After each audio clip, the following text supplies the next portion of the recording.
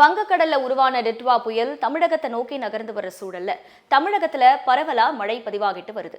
இந்த நேரத்துல வானிலை மையத்தோட அதிகாரப்பூர்வ தகவலோடு அடுத்தடுத்த நாட்களுக்கான வானிலை நிலவரம் குறித்து விரிவா பார்க்கலாம்.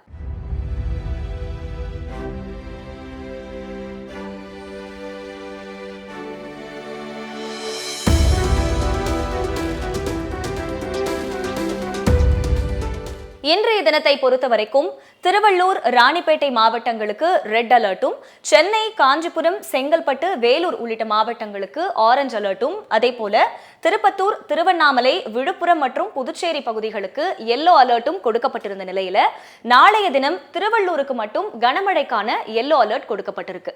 2ஆம் தேதியை பொறுத்தவரைக்கும் தமிழகத்தில் ஓரிரு இடங்களிலையும் புதுவை மற்றும் காரைக்கால் பகுதிகளிலையும் லேசானது முதல் மிதமான மழை பெய்யக்கூடும். 3 மற்றும் 4ஆம் தேதியை பொறுத்தவரைக்கும் தமிழகத்தில் சில இடங்களிலையும் புதுவை மற்றும் காரைக்கால் பகுதிகளிலையும் இடி மின்னலுடன் கூடிய லேசானது முதல் மிதமான மழை பெய்யக்கூடும்.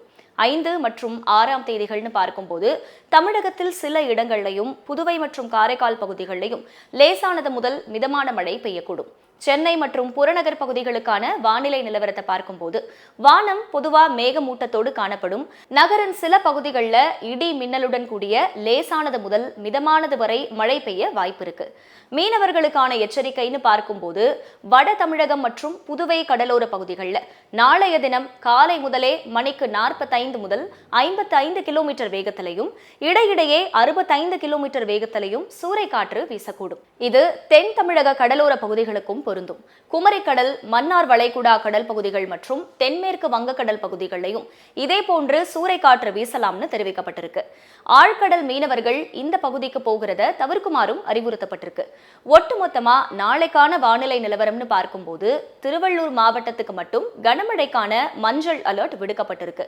தற்போதைய சூழல்ல டிட்வா புயல் வலுவிழந்து வர்றதுனால இந்த புயல் மழையோட தாக்கம் படிப்படியா குறையும்னு தெரிவிக்கப்படுது.